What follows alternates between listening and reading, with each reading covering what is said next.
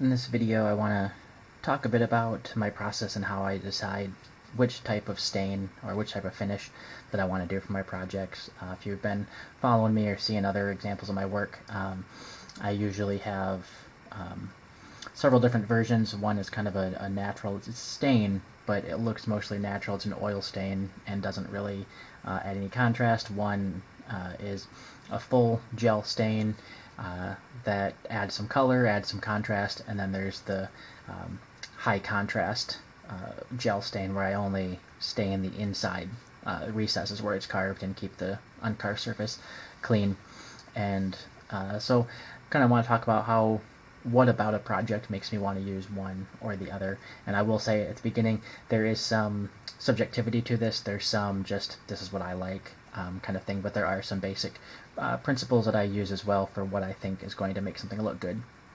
So to start off here, the main thing is the level of detail or fineness that I want to be visible in the pattern. So this box is probably only about 5 inches square, so it's on the small side, and these triangles are all quite small, and so I wanted to use the gel stain to highlight the distinction between those so that it didn't just fall off into a texture, but you actually see the lines, you see the shadows of each of those small triangles. This one is another common thing. Basically, if there's words, or at least a lot of words, and especially small words, so these words at the bottom here are kind of small, and in order to make those visible, if I used the natural oil stain, then it wouldn't really show up. You wouldn't be able to read it, at least not very readily.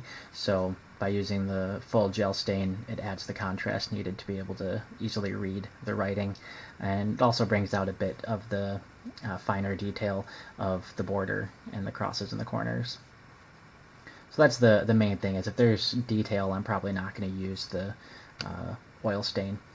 And then this is kind of one of those subjective examples of, I just thought this would look good. It's a pocket mirror. It's a pretty basic design, not a whole lot of detail to really need to take in. It's symmetrical, but I just like the look of the red cherry stain, so that's what I used there as kind of an exception of personal preference. And a lot of my projects are wedding anniversary plates like this one, and obviously there's a number of words and text and detail, which again is why I use the gel stain. I will pretty much never use oil stain on a wedding plate, just because obviously the words, the names are the main aspect of the plate to call out, and so I want to make sure those are always readily visible. So then, moving on to examples of oil stain, this is one of the exceptions. So normally, this wouldn't be an issue because it's all just a rosette. It's symmetrical, it's consistent. You don't really need to look at all of the specific aspects of it. The exception to it is there are words here across the top and the bottom, but being a cribbage board, it's going to be viewed up close, and that's going to make it easier to see compared to a wedding plate where it might be on a shelf or on the wall, and you're going to be looking at it from more of a distance. The lower contrast of this was not as much of a concern for me. And this one is an egg, and it is probably about 3 to 4 inches tall. So on the smaller side, these chips are very tiny, these little kind of squares outlining the diamond there. But again, it's probably going to be viewed more up close, and it's the details aren't really important. It kind of just adds a feel to the design rather than being an important element to make sure that you're able to take in. So again, I wasn't concerned about everyone being able to pick out each individual square chip there. It just kind of gives a overall sense or feeling for the design. So the oil stain was my choice on that one. And this one, simple design, symmetrical, pretty large chips, consistent and even, not a whole lot to really need to see. So the oil stain gave it kind of a clean look, which I thought worked with the snowflake.